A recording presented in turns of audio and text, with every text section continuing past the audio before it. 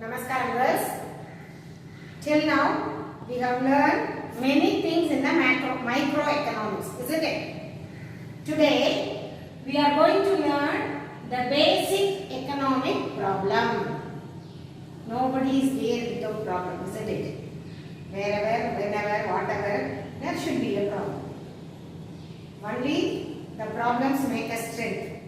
So, economics also, there are some problems. What are all the economic problems? How does the problem arise? Only because of our human wants, isn't it? புத்தர் சொன்னது மாதிரி ஆசையே துன்பத்திற்கு காரணம். So our human wants are unlimited, but the resources what we have is limited. So the scarcity of the resources creates a problem.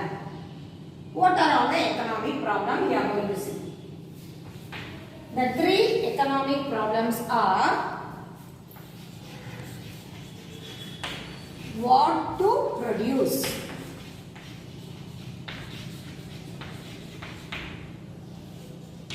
how to produce,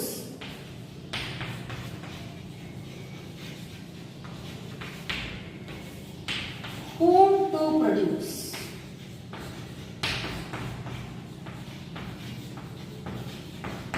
You'll be able to understand the questions.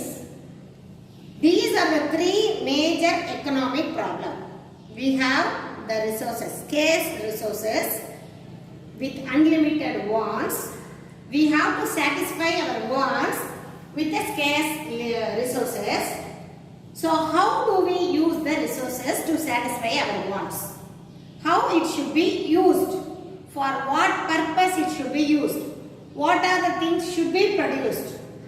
How it should be produced? Whether we have to use the solar energy or the fuel energy, or we are going to import, export, whatever it be. And for whom we are producing? Either we are producing for the rich people or for the poor people. For whom we are producing? What kind of goods we are going to produce? So everything we are going to analyze under the heading basic economic problem. The first topic, what to produce. Under the heading what to produce,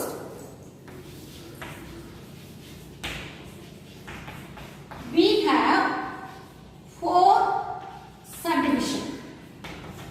First one is, we have to decide whether we are going to produce more food, because that is the basic necessity of all the people.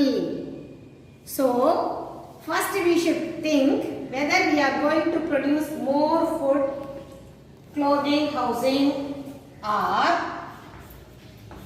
we are going to produce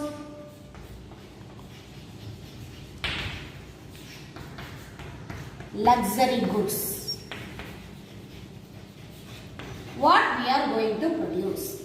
Whether we are going to produce the basic necessity goods or luxury goods, that should be decided. And the second one, what we are going to do? More agricultural products. Whether we are going to produce agricultural goods or industrial goods. To whom we are going to give importance, because agricultural goods satisfy our wants of food. Industrial goods, they satisfy the wants of clothing and housing. So which should be given more importance, whether agricultural goods or industrial goods.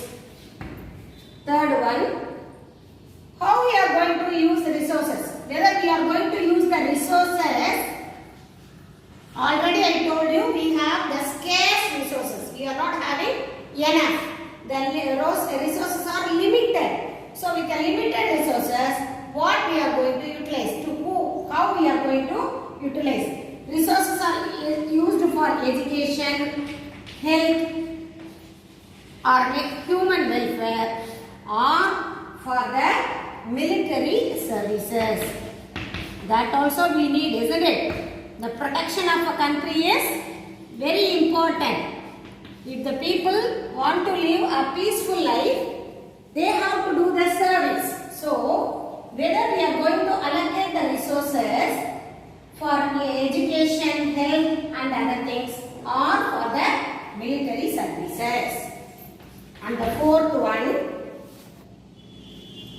what we are going to do? More consumption goods or investment goods. That is equal to agricultural and industrial. It is more or less equal to that only. What we are going to do? Whether we are going to produce more consumption goods or investment goods. So that should be decided. And fifth point, whether we are going to spend more on basic education or higher education. What should be given? Whether all the people should they should get the basic education, or all the citizens of the country should get the higher education.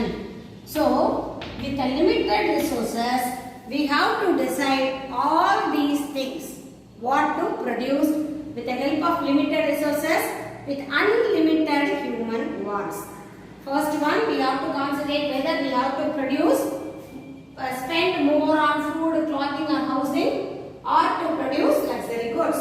Second, whether we can spend on agricultural goods, use the resources for agricultural goods or industrial goods. Then, the resources can be utilized for education, health and other things, or to maintain the military services. Fourth point, whether we can produce more consumption goods or investment goods. Then the resources should be utilized whether for the basic education or for the higher education of the citizen. So under the heading of what to produce, we have 5 subdivisions. And what is the second question? How to produce? That is the second question. So under the heading of how to produce, we have to decide the method of production, isn't it? So it has to decide whether we are going to produce the labor intensive goods or capital intensive good. What do you mean by this? Labor intensive or capital intensive? Like countries like India, we have abundant human resources, isn't it? So many people are there. The population is more. So we have abundant human resources. So we can choose the labor intensive goods to produce. The goods which can be produced with many number of people. That is called labor intensive goods. Capital intensive goods, the developed countries like US, UK and other countries, they are capital intensive. They do not have human resources. So that only most of our people, Indian citizens, Indian engineers, they are moving to US because they do not have much human resources like us. So those countries are capital intensive goods. So we have to decide whether we are going to concentrate on labor intensive good or capital intensive goods. The third point, for whom to produce. So here the government or the economy has to decide to whom they are producing the goods. Whether the produced goods are equally distributed to all the people in the society. It has to be decided, isn't it? If some people get more, some of them get less, then there should be no equality. So it has to decide how it's produced be distributed among the different sections. Who has to get more, who has to get less, and it also decide the minimum amount of consumption of the goods for all the people, isn't it? All the people should get minimum amount of consumption of goods. Minimum consumption should be done by all the people, isn't it? We should not leave or left over any person. So there should be minimum consumption. It should be assured that all the people of the society, they are minimum, they are consuming their basic goods. And also, because of the scarcity of the resources, it has to face the compulsion of making the choice or alternatives, isn't it? It happens. I'll give you an example, girls. You want to take, this already I told you, I think so.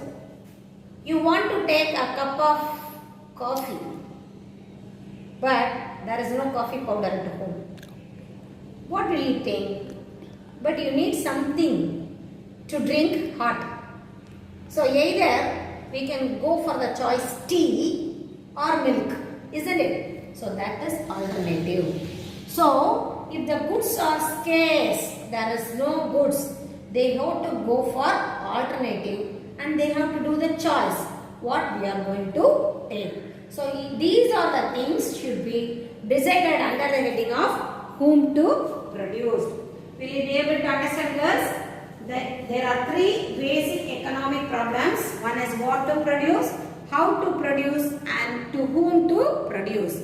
Under the heading of what to produce, we studied 5 concepts, and then how to produce, whether we have to do the production based on the labor intensive or capital intensive goods.